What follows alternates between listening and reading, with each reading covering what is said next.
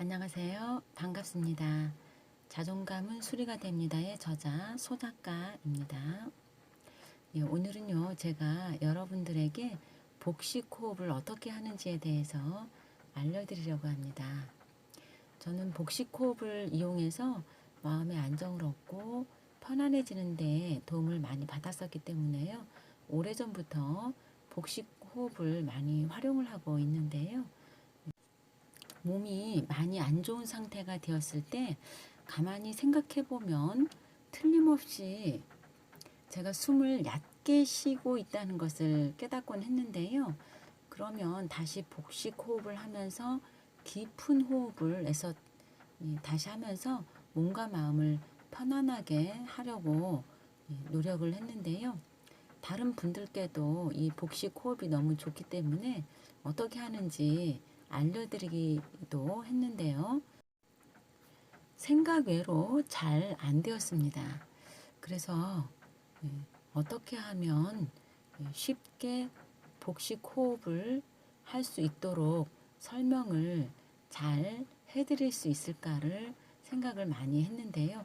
오늘 제가 여러분들에게 알려드리려고 합니다. 보통 아기들을 보면 복식 호흡을 합니다. 아기들이 숨 쉬는 것을 보면 배가 불러졌다 줄어들었다 하면서 숨을 쉽니다. 그런데 어른들은 어떤가요? 보통 어른은 복식 호흡을 하는 경우는 별로 없는 것 같습니다. 그것은 왜냐하면요, 아기들은 이 세상에 태어나서 모체에 대한 그 온전한 의존 상태에 있습니다. 그래서 존재하기 위해서 스스로 신경 쓰고 노력하고 의식하는 것이 없습니다. 그저 느껴지는 대로 느낌이 있다고 표출만 해주면 됩니다. 찡그리고 웃고 울고 합니다. 그러면 엄마가 바로 달려와서 반응을 해줍니다. 하기 때문에 아무 신경 쓰지 않고 편안하게 복식 호흡으로 숨을 쉽니다. 그런데 자라면서 어른이 되어가는 과정에서 점점 기억해야 하고 신경 써야 할 것들이 생기고 노력하고 주의를 기울여야 하는 것들이 많이 생기면서 의식하는 것들이 많아지면서 호흡이 점점 올라가게 됩니다. 그래서 어른이 되면 보통은 흉식 호흡을 하게 됩니다.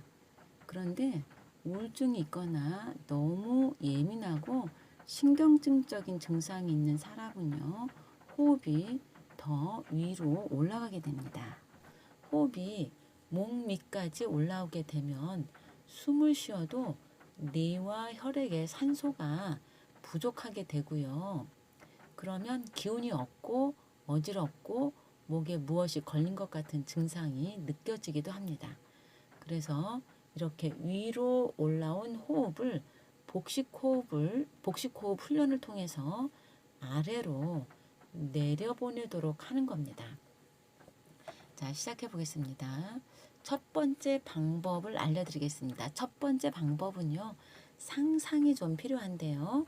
코에서 숨이 들어가면서 하나의 큰 대나무 관 같은 것이 내 배꼽 아래 4, 5cm 위치에 단전까지 설치가 되어 있다고 상상을 하시고요. 숨을 들이쉬면 그 숨이 관을 통해서 단전까지 내려가고 단전 아래에서 나와서 배가 불러지게 되겠고요. 반대로 숨을 내쉴 때는 설치된 관을 통해서 단전 아래에서부터 코까지 위로 올라와서 연결되어서 숨이 나온다고 상상하시면서 들이쉬고 내쉬고 들이쉬고 내쉬고를 해보시면 되겠는데요. 숨의 길이는 본인에게 맞게 충분히 길게 들이쉬고 내쉬고 들이쉬고 내쉬고 하시면 되겠습니다. 이렇게 해보시면 좋은 점은요. 큰 소리로 기도를 할 때, 교회에서 왜 통성기도 할 때, 크게 기도할 때, 그럴 때, 또 노래를 할 때, 또 강의를 할 때, 목소리를 많이 써야 할 때 이 상상을 하면서 목을 호흡을 되면 하시면서 목을 쓰시게 되면 목소리도 안정감 있게 나오고요. 또 목이 쉬지 않습니다. 그래서 아주 좋은 호흡이 되겠고요. 두 번째 방법은요. 아랫배에 풍선이 들어있다고 상상하시고 들이쉬고 내쉬고를 하시면 되시는데요. 들이쉬게 되면 풍선에 바람이 들어가서 풍선이 커지면서 배가 동시에 나온다고 상상하시고요. 내쉬면 풍선에 바람이 빠지면서 저절로 배가 줄어든다고 상상하시면서 내쉬어 주시면 되십니다. 숨을 깊게 들이쉬기 위해서 이 복식 호흡을 하는 것이기 때문에요. 배가 들어갔다 나왔다 이렇게 하면서 호흡을 해야 된다고 하는 것이 중요하기 때문에요. 자, 이렇게 한번 또 해보시는 방법도 좋고요. 그리고 세 번째 방법은요. 손가락을 사용하면 참 좋은데요. 이렇게 해보시면 복식 호흡이 이런 거구나 하는 것을 가장 빨리 이해가 되는데요. 손가락으로 콧구멍을 한쪽을 막으시고요. 한쪽 구멍으로 숨을 들이쉬게 되시면은요. 한쪽 구멍으로 숨을 들이쉬기 때문에 저절로 숨이 천천히 들이마셔지면서 저절로 아랫배가 불러집니다. 그리고 내쉴 때는 반대로 막았던 콧구멍을 열어주시고요. 또 반대 콧구멍을 막아주시고 천천히 내쉬면 불러졌던 배가 다시 줄어들면서 숨이 나오게 되는데요. 이렇게 복식 호흡을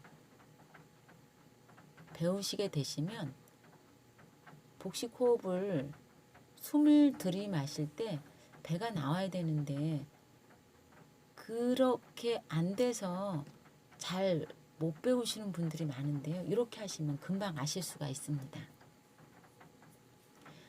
그래서 가장 쉽게 배울 수 있는 방법이니까요. 첫 번째, 두 번째 해보시고 잘 안 되시면 세 번째 손가락을 사용하셔서 해보시면 금방 배울 수가 있고요.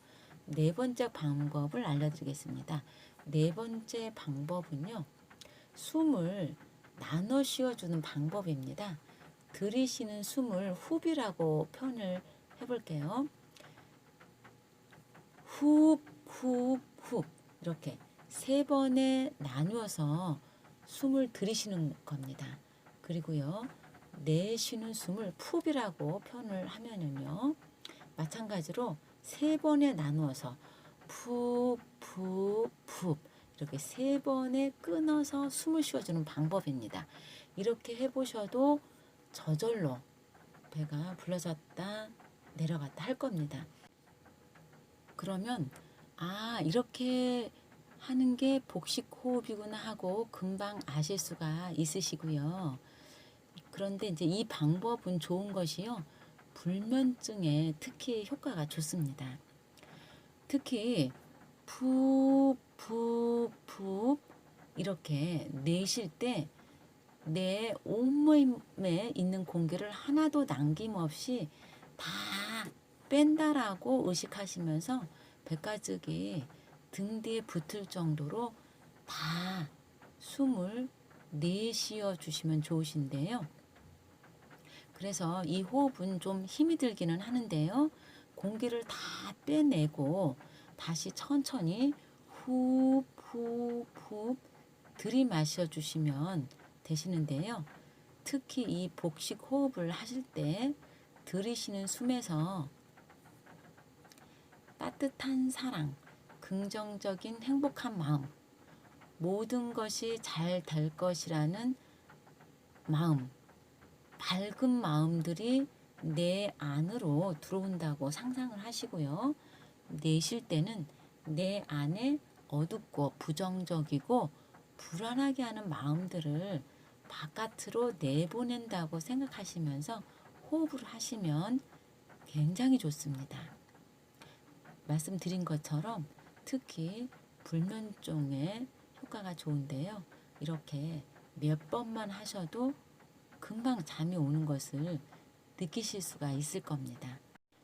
그리고 마지막으로 대개 들이쉬는 숨을 코로 들이쉬고 내쉬는 숨을 입으로 내보내라고 알려주는 곳들이 대체적으로 많은데요.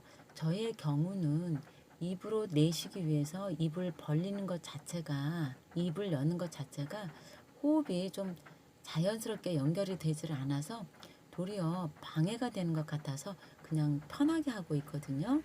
그래서 중요한 것은 천천히 들이쉬고 천천히 내쉬고를 편안하게 자연스럽게 하시면서 들이쉴 때는 좋은 기운이 들어오고 내쉴 때는 나쁜 무거운 기운이 나간다고 상상하시면서 하시면 되겠습니다. 저는 몸이 안 좋거나 긴장이 많이 되고 있거나 피곤해서 경직되어 있다고 느끼면 이 복식 호흡을 하곤 하는데요. 특히 잠자리에 누워서 자기 전에도 많이 하고 있습니다. 바로 누워서 온몸에 힘을 빼고 천천히 들이쉬고 내쉬고 하다 보면 어느새 편안하게 잠이 들게 되거든요. 여러분도 오늘 한번 꼭 해보시면 좋겠습니다. 감사합니다.